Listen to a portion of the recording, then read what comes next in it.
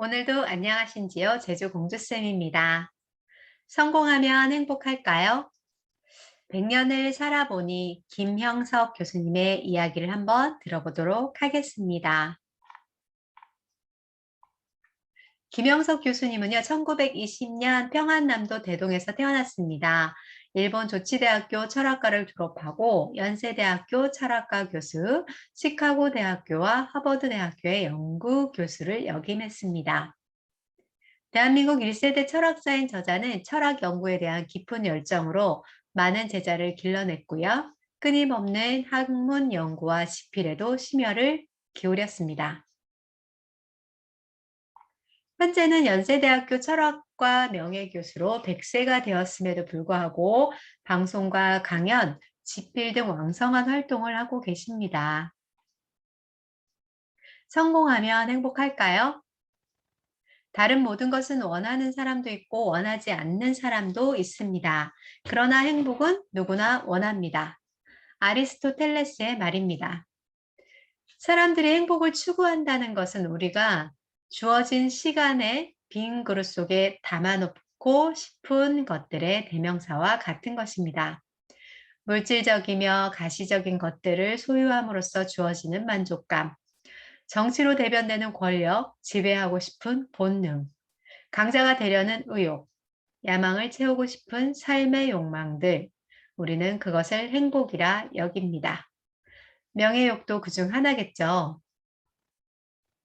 행복에도 차원이 있습니다. 정신적 가치는 정신적 소유에서 오는 만족감이 아닙니다. 인류가 남긴 업적의 혜택을 누리는 일에 동참함으로써 행복을 누립니다. 맛있는 음식을 먹는 기쁨도 있어야 하나 음악을 감상하는 즐거움도 필수적입니다. 또 이런 정신적 가치를 창출하기 위한 창작의 기쁨과 행복은 고급 자가용을 타고 좋아하는 사람들보다 높은 차원의 행복을 갖습니다. 행복으로 가는 또 다른 길이 있습니다. 선하고 아름다운 인간관계에서 주어지는 행복이죠. 동양의 오랜 스승인 공자의 교훈도 한마디로 말하면 선하고 아름다운 인간관계에서 행복을 찾아 누리라는 뜻이었을 것입니다. 공자는 그것을 어진 마음을 갖고 예절을 지키라는 정신으로 압축했습니다. 행복과 성공의 함수관계. 성공과 실패의 객관적 기준은 나에게 있습니다. 나에게 주어진 재능과 가능성을 유감없이 달성한 사람은 행복하며 성공한 사람입니다. 그러나 주어진 유능성과 가능성을 다 발휘하지 못한 사람은 성공했다고 인정할 수가 없겠죠. 왜 일을 하십니까? 김영석 교수님은 돈을 위해서 일했습니다. 그러나 돈보다는 일이 중요하기 때문에 일하는 삶의 방법과 방향을 바꾸어야겠다 생각이 들고는 그렇게 일했습니다. 돈을 위해서 일하는 사람은 얼마든지 있습니다. 그러나 돈을 위해 일의 가치를 포기한다면 그것은 지성인의 도리가 아니라는 뜻을 체험하게 된다고 합니다. 내가 하는 일이 그 사람들과 사회에 도움이 된다면 내가 내 돈을 써서라도 해야 할 일인 것 같습니다. 내가 이웃을 돕는 것만큼 그들이 나를 돕게 되어 있는 것이 인생입니다. 다른 사람의 도움을 받기만 하는 인생을 살아서는 안 됩니다. 서로 도움을 주고받는 삶이 귀한 것입니다.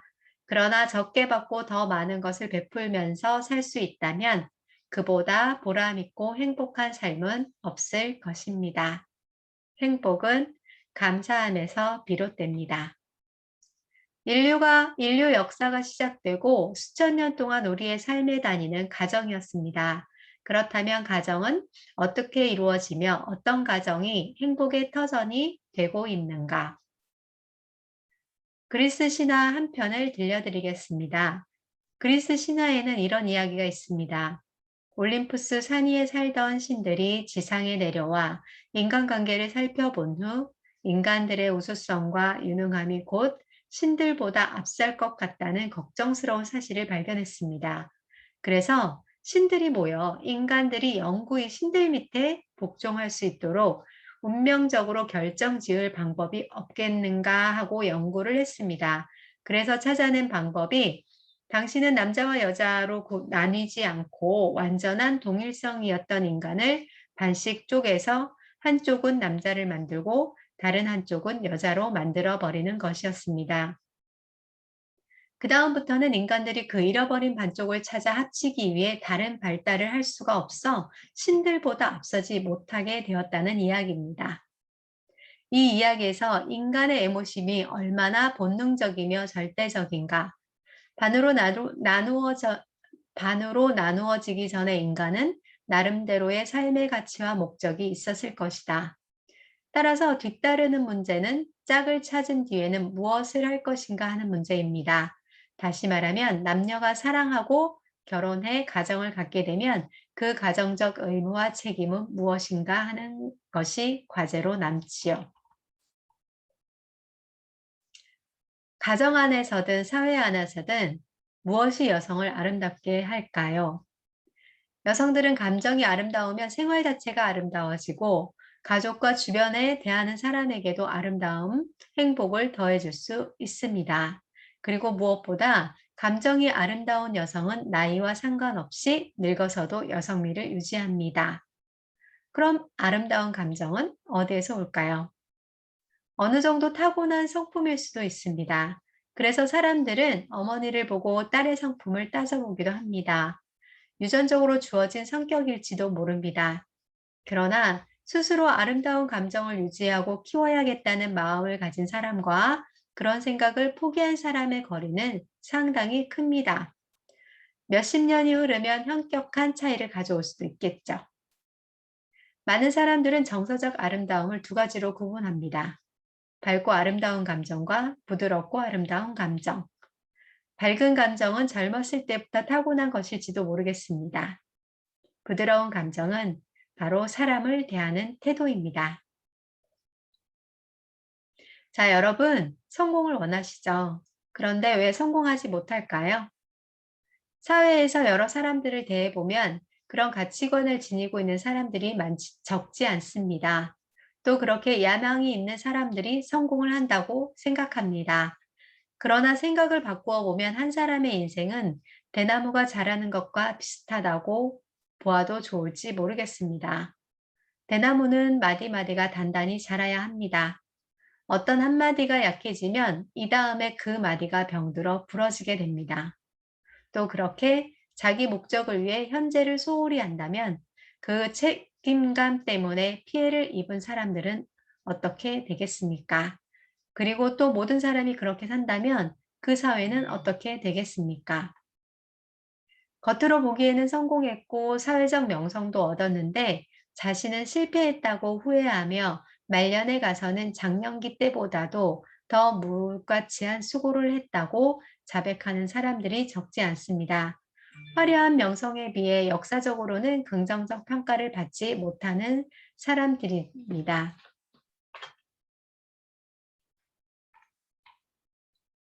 무엇을 위해 살 것인가? 무엇을 남기고 갈 것인가? 그것은 사랑을 나누어 주는 삶을 사는 것입니다. 그보다 위대한 것은 없습니다. 젊어서는 용기, 늙어서는 지혜. 젊었을 때는 용기가 있어야 하고 장년기에는 신념이 있어야 하나 늙어서는 지혜가 필요합니다. 늙어가는 것이 아니라 익어가는 것. 인간은 늙어가는 것이 아니고 성숙되어 가는 과정이라고 보는 관념이 보편화되고 있습니다. 늙는다는 것은 꽃이 피었다가 열매를 맺고 그 열매가 익어가는 것을 말합니다. 그 기간에 가장 중요한 것은 지혜입니다. 그렇다면 지혜란 어떤 것인가? 가장 중요한 것은 책을 읽거나 공부를 해서 지식을 넓혀가는 일입니다. 지식을 접거나 축소하지 말고 필요한 지식을 유지하거나 넓혀가는 일입니다. 지식을 넓혀가는 노력은 어려운 것이 아닙니다. 책을 읽는 즐거움을 더해갈 수도 있고 기회가 주어지는 대로 강의나 강연회에 참석하는 일도 필요합니다. 후배들과 자리를 같이 하면서 지식을 나누어 주기도 하고 받아들이는 것도 즐거운 일입니다. 노년기의 지혜는 이렇게 사는 것이 좋겠다는 모범을 보여주는 책임입니다. 내가 푸대접을 받았어도 상대방을 대접하는 인품, 모두의 인격을 고귀하게 대해줄 수 있는 교양, 그 이상의 자기 수양은 없는 것 같습니다. 그렇습니다. 우리가 태어나 죽을 때까지 선택을 하며 살아갑니다. 무엇을 선택할 것인가는 결국 자신의 몫입니다. 정해진 길을 가는 길의 선택에 따라 성공할 수도 있고 실패할 수도 있습니다. 그것을 성공이라 생각하는 것도 실패라고 생각하는 것도 자신의 몫입니다. 행복은 누구나 원한다는 말을 들으며 나는 어떤 때 행복한가를 생각해 보기도 합니다.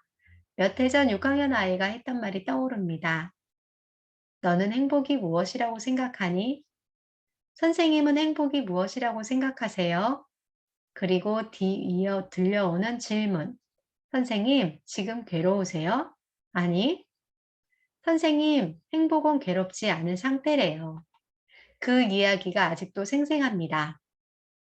우리는 끊임없이 행복을 추구하지만 결국 우리가 행복한 상태라는 것을 인지 못합니다. 괴롭지 않은 상태. 저마다 행복의 정의를 갖고 있을 테지만 나는 괴롭지 않은 상태로 정의하고 나니 늘 행복한 사람이었습니다. 여러분, 오늘도 행복한 하루 보내세요.